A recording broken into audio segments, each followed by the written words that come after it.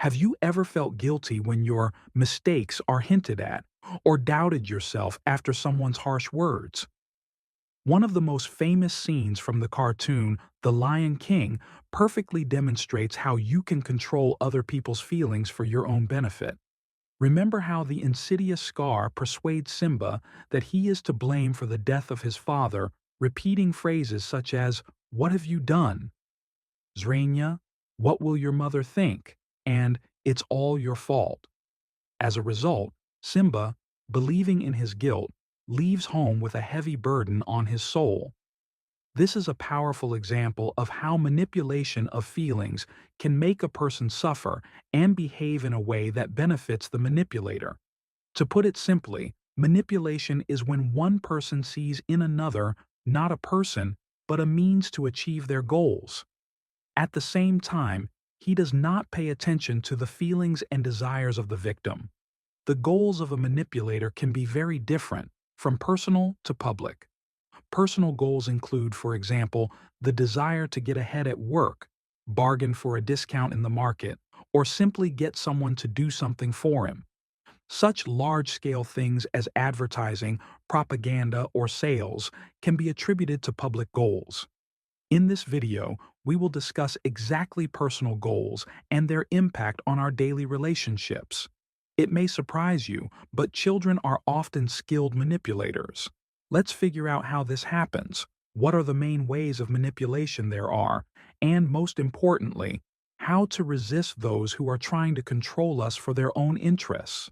Surprisingly, the ability to manipulate is inherent in a person from an early age. When a baby wants to eat or needs care, he cries instinctively. This is the first experience of influencing others for the sake of their needs. At a later age, a child may be offended if he is not given a favorite toy or refuse to eat in protest. These are quite harmless forms of manipulation, but the child develops the skill to achieve his own by influencing the emotions of his parents.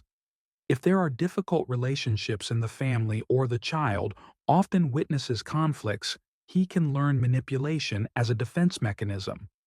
Having learned to play a role, such a child gets used to the idea that manipulation helps him achieve what he wants and transfers this way of interaction into adulthood. This is how a distorted perception of the world is formed, where everyone tries to get their own only through hidden actions and pressure on others. There are many ways to manipulate people, but psychologists distinguish three main ones: positive reinforcement, negative reinforcement, and neutral actions. 1. Positive reinforcement. This method involves the use of compliments, gifts, and a show of attention to win over the victim. At first glance, this may seem like a pleasant and even caring attitude. For example, a man can give flowers and tell a woman, "You look so good, I just can't help but ask you out." At first, it looks like a gallant gesture, but if a woman has repeatedly refused him and he does not stop, continuing to give gifts and seek a meeting, this already turns into manipulation. The manipulator uses external signs of attention to make the victim feel obliged to agree. 2. Negative reinforcement. This method includes the use of threats, accusations, playing the silent game, and other methods that create pressure and cause feelings of guilt. For example, a person might say, "You broke my heart and now I have nothing left. It's only because of you that I suffer." Such phrases make the victim feel guilty and obey the manipulator's demands in order to make amends. 3. Neutral actions. This method involves the use of understatement, evasion, and even denial of the obvious. The manipulator does not give clear answers, evades discussing important things so that the victim feels as if she herself came up with the problem or misunderstood the situation.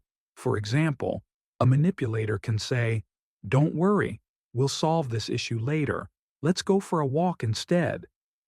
At first glance, this seems like a harmless offer, but the manipulator distracts the victim from what is really important for her to discuss. Experienced manipulators have a whole arsenal of techniques, and some of them can be especially dangerous. Threats and blackmail. Manipulators can threaten violence or punishment if their demands are not met. For example, a person might say, "If you leave me, you won't see your children anymore." This method is especially effective because the manipulator presses on the weak spot and forces the victim to obey. Pressure on the sense of responsibility. Sometimes the manipulator will appeal to the victim's sense of duty and responsibility, threatening that her actions will harm other people. For example, the boss may say, "If you don't finish the project on time, the whole team may lose bonuses." In this case, the victim feels that she is responsible for the well-being of others and is ready to make sacrifices in order not to be let down. Promises to harm yourself. One of the most aggressive methods of manipulation is the promise to harm oneself if the victim does not comply with the requirement. Phrases like, "If you leave, I'll kill myself," put the victim in an unbearably difficult position and force him to obey. Gaslighting. This is a manipulative tactic when a person makes the victim doubt his adequacy and perception. The manipulator may deny the obvious or say, "You made it up, it didn't happen." The victim begins to lose confidence in his memories and feelings, which makes him even more malleable. How can you not let yourself be manipulated? The most important thing is not to enter into an explanation and not to explain the behavior of the manipulator to himself, since this is a dialogue in the language of the manipulator. He will win it. You know they're doing it, but you won't be able to prove it.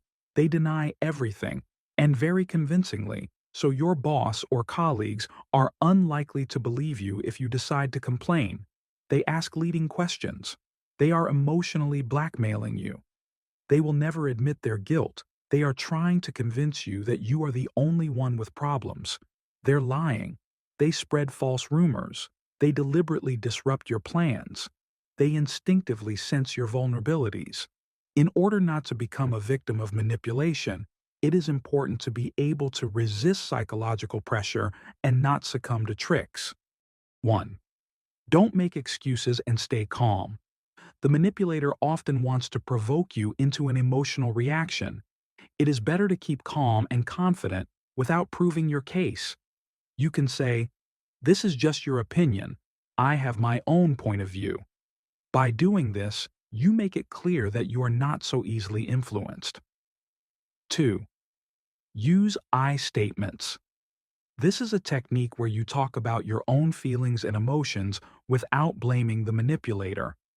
For example, "It's hard for me to keep this conversation going, so I'll take a break," or "I'm not ready for this decision."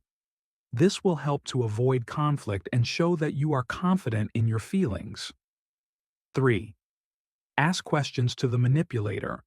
If a person is trying to pressure you, do not hesitate to ask clarifying questions. To the phrase, "You're not good enough for my son," you can calmly answer, "Why do you think that? What do you think I need to change?" It will be difficult for the manipulator to maintain pressure if you ask him to justify his words. 5. Use monotonous answers. If you feel that the manipulator is trying to corner you, respond monotonously without giving him a move. For example, "This is interesting. I'll think about it.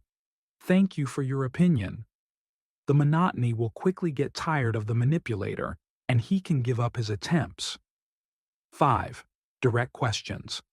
Sometimes the best way to interrupt manipulation is to ask the person directly about their goals.